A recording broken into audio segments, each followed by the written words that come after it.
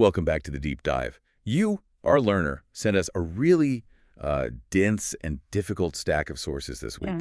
We're diving into the roadmap for recovering from one of the deepest wounds there is, the betrayal of infidelity. Right. So our mission today is to move past that initial shock and chaos and really extract a clear, actionable path. A strategy, basically. Exactly. A strategy that can guide you toward healing, whether you decide to rebuild a relationship or to walk away. And we have to start where the sources do, which is acknowledging one thing that is absolutely clear. Okay.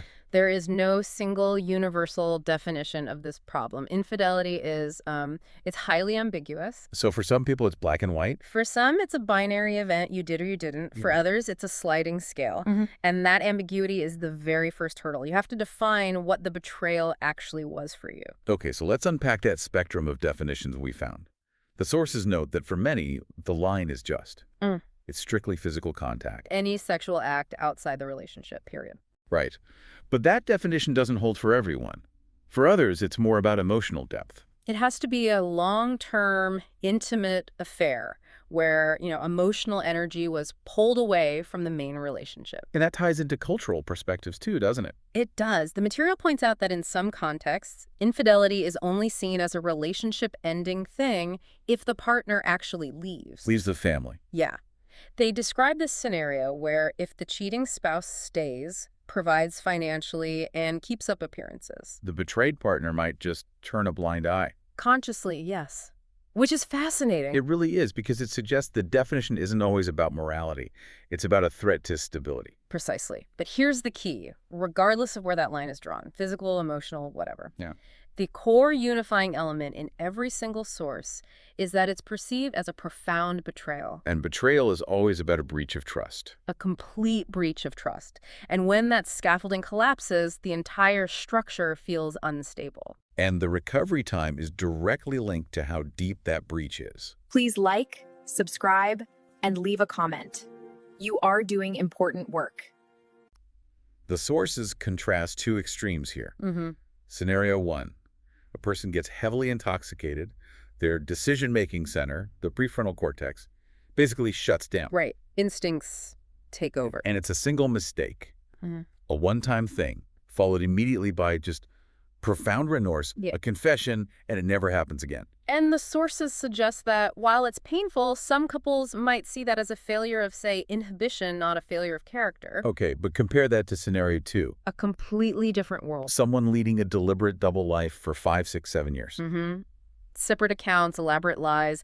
I mean, the material even mentions having children with someone else while keeping the original family for convenience. Wow. And that is described as just deeply dramatic, incredibly painful. Of course. The recovery from that is exponentially longer because your entire shared reality was a lie. Which is why the sources insist you have to start with this intense focus on self-healing first. And that brings us to the first phase of the roadmap, what we can call emotional triage. Before any decisions about the relationship, you have to stabilize yourself. Okay, let's unpack triage. Step 1, and this is crucial, is to rebuild your self-esteem. When you're betrayed, your self-esteem takes a monumental hit. It's not just about the cheating. No, it's the internal story you tell yourself. Exactly. You start questioning your own judgment. Why didn't I see it? Am I not worthy of love? Am I not enough? Right. And the sources are very clear. You have to stop that internal spiral. It's a psychological necessity. This is what some call a reality shock. You realize your whole perception of your life was flawed. For a long time, maybe. For a long time. So the notion isn't just, saying nice things to yourself. It's about taking action. The core instruction is to shift from self-blame to asking, what concrete steps can I take right now to restore my sense of worth? And that starts with processing the emotional storm. So step 2 is finding support and expressing your emotions. And the sources are strict on this. You cannot bottle this up. You have to let yourself cry, rage, grieve the loss of the relationship you thought you had. It's not optional. No, it's a prerequisite for healing. And that grieving process needs a safe outlet. A good friend can be invaluable. But the sources really push for professional help. A therapist, a psychologist. Absolutely. They provide that objective, guided space to navigate the storm without crashing. Yeah. It's about processing, not just venting. And tied right into that, The sources offer a really powerful practical technique. We'll call it the paper technique. Mm-hmm. You write down every single painful feeling, every thought, every accusation. You just get it all out. No filter. None. And then, instead of keeping it, you tear the paper into tiny pieces and you physically throw it away. It's a physical act of release. You're externalizing the pain, looking at it, and then symbolically discarding its power over you. And that completes the emotional triage phase. You go from chaos and self-blame to a stable enough place to face the big decision. Which brings us to phase 2, the critical choice.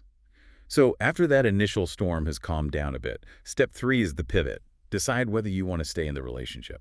And you cannot make this choice when you're full of rage or shock. Right. Once you feel calm, clear, the sources say you have to ask yourself some direct, critical questions. Brutally honest questions. Based on everything I know now, do I want to continue this? Could this happen again, regardless of the promises? And this one is key. Am I willing to tolerate the possibility of this happening again in the future? So let's say the answer, after all that, is yes, I want to stay. The sources are clear that the work is just beginning. Step 4 is not about fixing things, it's about achieving justice. The betrayed partner has to define what making amends really means to them. And this goes deeper than just gestures. The sources mention things like begging for forgiveness or, yes, even buying a new car. Okay, I wanted to ask about that, a material gift. How does that fix a broken trust? Because the goal isn't just about making the guilty person feel better. It's about the betrayed partner regaining a necessary sense of justice. Rebalancing the scales. Exactly. They have to feel their pain has been acknowledged and compensated for in a way they define. It's a tangible signal of commitment. Only after they feel that psychological sense of justice can the couple actually move on. That makes a lot of sense. Yeah. So once justice is established, step 5 is a deep dive into the why. Identify the reason for the infidelity through dialogue. If both partners are really in it to save the relationship, this is the hard part. The excruciatingly honest conversation about unmet needs. And that includes both the betrayed partner's unmet needs and the cheating partner's. Yes. And it can't just be an accusation session. The sources instruct the couple to use a quantitative measure. A scale of 1 to 100. Right. Once a need is identified, like I need more emotional intimacy, each person rates their willingness to fulfill that need from 1 to 100. It forces real accountability, not just vague promises. And if that commitment is there, they move into the hardest part, rebuilding trust. Step 6 says the first year is the hardest, and it demands extreme transparency from the partner who cheated. Extreme is the right word. To restore trust, the guilty partner has to be willing to sacrifice a lot of their personal privacy. We're talking phone access, messaging apps, emails. For all of it. They have to proactively explain where they are, who they're with, what they're doing, and be willing to provide proof. And inform their partner of plans in advance without being asked. Yes. So basically constant monitoring. But where do the sources draw the line between necessary monitoring and, well, weaponizing it? And that is the most critical boundary of all. The sources are so clear on this. While that transparency is necessary, the betrayed partner has no right to manipulate the guilty party through guilt. And how do they define manipulation in this context? It's defined as deliberately intensifying your own emotions, the pain, the tears, the anger, specifically to control your partner's actions. Or to keep them in a state of constant apology. Exactly. When the goal is control instead of healing, the relationship becomes toxic. The sources are definitive. A genuine connection cannot exist where manipulation is the main tool. Transparency is for rebuilding trust, not for fueling a power trip. It is such a crucial distinction. Okay, now let's pivot to the other path. For you, the listener, who decides to end the relationship. The focus shifts entirely. Step 8 is clear. If you choose to end the relationship, focus on yourself. It has to become the absolute, non-negotiable priority. Your desires, your needs, your future, it's a proactive restructuring of your life. And the sources list concrete things to do. Engaging in new hobbies, going back to school, pouring energy into work, a new sport. And critically, surrounding yourself with new people. You have to change your environment to reflect your new life. And then we get to step 9, which is, I found this advice really unique.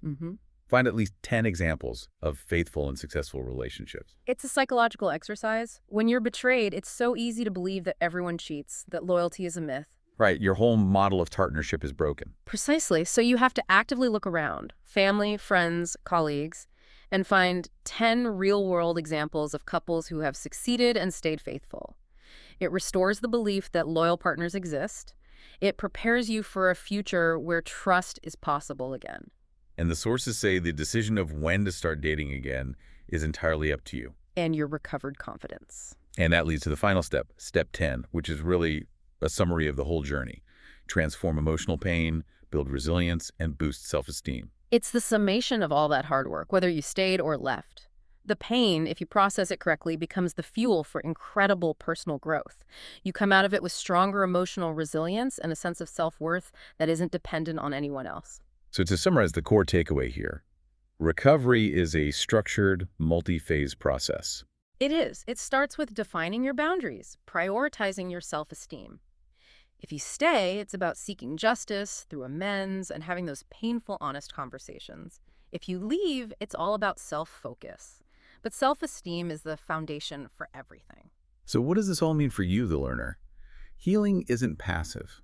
It's a defined, active process. You go from internal triage, stabilizing your emotions, to external restructuring. That means either extreme transparency to rebuild or a radical refocus on your own agency to move on. It's a roadmap from chaos back to a life that you define. Right. Which leaves me with a final thought for you to mull over. Considering how ambiguous the definition of infidelity is across cultures and even between two people, and given the intense emotional toll, how does our society's expectation of instant forgiveness often conflict with what a person actually needs to regain their sense of justice and self-worth? The sources are clear. For the person who is betrayed, justice isn't optional. It's a prerequisite for moving past the injury and truly rebuilding a life, either together or alone. Something profound to think about. Please like, subscribe, and leave a comment. If you want to overcome betrayal, break toxic cycles, take control of your relationship choices, read How to Deal with a Love Triangle. The link is below the video.